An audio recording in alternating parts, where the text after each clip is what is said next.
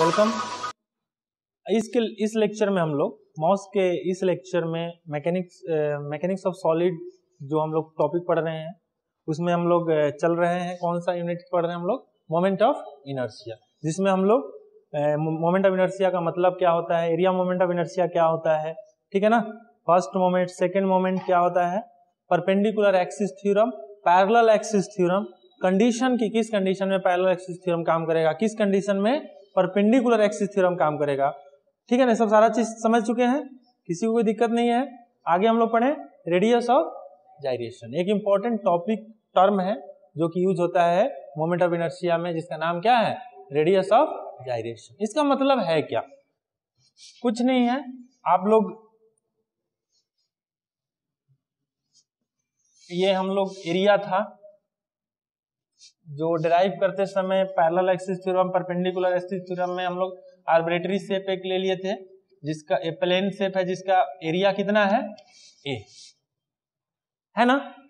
तो हम लोग देख रहे थे कि इस एक्सिस के अबाउट ये एलिमेंटल एरिया डीए है, यहां से दूरी कितना मान के चले थे, y, और यहां से दूरी कितना मान के चल रहे थे, x, और ये दूरी कितना था, है ना। तो ये और आर स्क्वायर किसके बराबर, आर स्क्वायर किसके बराबर, X square plus Y square. Clear है ना। देखिए आर है, ये वाई है, और ये दूरी एक्स है, तो ये भी दूरी एक्स होगा, पाइथागोरस थ्योरम। क्लियर। तो टर्म आ रहा है रेडियस ऑफ जाइरेशन, नाम से क्लियर, रेडियस है, रेडियस है, इसका यूनिट क्या होना चाहिए बताइए, मिलीमीटर, मीटर, खाली लेंथ का जो यूनिट है, रेडियस का यूनिट जो है। तो रेडियस ऑफ जाइरेशन का मतलब क्या है? जब इस प्लेन एरिया ए का मोमेंट ऑफ इनर्शिया एक्स के अबाउट क्या हम लोग निकाले थे, आई एक्स क्या होगा, integration over area A Y square D A निकलेगा। ये फॉर्मूला है, पढ़ चुके हम लोग। इसको सोल्व कीजिएगा तो इस प्लेन का area of moment of inertia किसके अबाउट निकल जाएगा, एक्स एक्सिस के अबाउट। क्लियर। इसको कैसे पढ़ना है बता दिए हैं। आई एक्स का कैसे रीड करना है, area moment of inertia of given plane about axis X, about an axis X, Y रहेगा। उसी तरह वाई एक्सिस को हम लोग इसको क्या रीड करेंगे, moment of inertia of the given plane about an axis Y.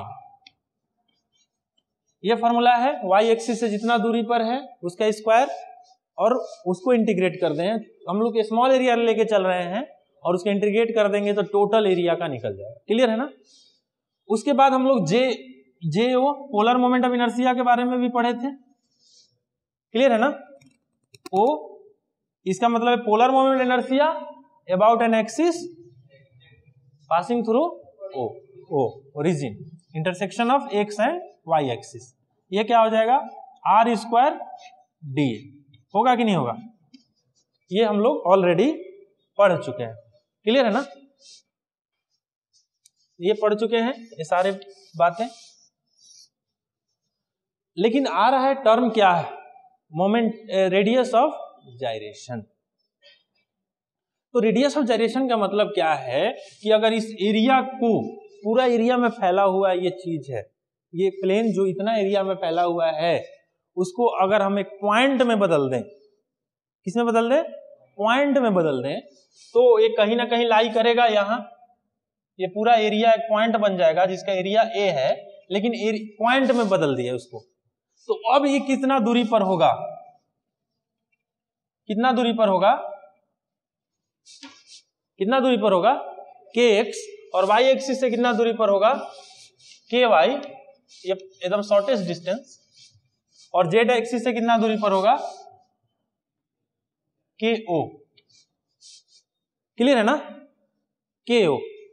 जब इसको पॉइंट में बदल दें, इस पूरे एरिया को क्या कंसीडर कर दें, पॉइंट, तब ये कितना दूरी पर होगा, एक्स से, वाई से और जेड से, उसी दूरी को हम लोग क्या बोलते हैं, रेडियस ऑफ जाइरेशन। तब इक्वेट कीजिए इसको इक्वेट कीजिएगा तो क्या होगा, ठीक है, ये के वाई होगा, ये के एक्स होगा, जो भी नहीं ये के एक्स होगा, ठीक है ना, एक्स एक्सिस के अबाउट है ना। ये वाई बता रहा है एक्सिस, ये के इसमें जो सफिक्स एक्स आ रहा है ये क्या बता रहा है, axis. Radius of gyration about axis x, radius of gyration about axis y. Clear है ना, बात समझ में आ गया। तो इसका मोमेंट ऑफ इनर्शिया और जब पॉइंट में बदले थे उसका मोमेंट ऑफ इनर्शिया बराबर आना चाहिए ना, तो इसका मोमेंट ऑफ इनर्शिया बराबर आके कितना आएगा, एरिया इंटू के एक्स का होल स्क्वायर।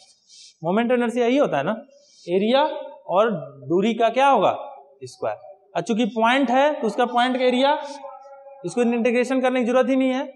इस एक्सिस के बाद मोमेंट ऑफ इनर्शिया क्या होगा, इस एक्सिस के बाद मोमेंट ऑफ इनर्शिया क्या होगा, दूरी का स्क्वायर और एरिया। देखिए दूरी का स्क्वायर एरिया, क्लियर है। इसका क्या होगा, वाई एक्सिस के अबाउट, एरिया तो वही है, दूरी कितना हो जाएगा, के वाई का स्क्वायर, क्लियर। और यहां से क्या हो जाएगा, एरिया तो वही है, के ओ का स्क्वायर होगा। तो यहां से क्या आ गया, के एक्स क्या आ गया, के एक्स पे यहां लिखते हैं, के एक्स क्या आ गया, आई एक्स डिवाइडेड बाई ए। तो के एक्स स्क्वायर आ गया इतना, तो के एक्स क्या आएगा, root under I x divided by A. ये के एक्स है, मतलब radius of gyration about an axis x. उसी तरह जब इस दोनों को इक्वल कीजिएगा तो के वाई का वैल्यू क्या आएगा, I y divided by area root under आएगा ना। और के ओ क्या आएगा, पोलर मोमेंट ऑफ इनर्शिया, जो पोलर एक्सिस के अबाउट रेडियस ऑफ जाइरेशन निकालिएगा तो क्या आएगा, J o divided by A.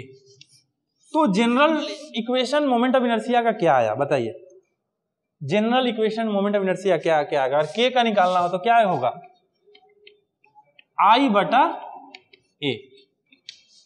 Moment of inertia का क्या फॉर्मूला आएगा, आई बटा ए। देखिए आई बटा ए, आई बटा ए, आई बटा ए, जिस एक्सिस के अबाउट निकालना होगा वो यहां हो जाएगा और वो वही यहां हो जाएगा। अगर एक्स एक्सिस के अबाउट निकालना होगा तो कौन सा मोमेंट ऑफ इनर्शिया लेंगे, एक्स एक्सिस वाला।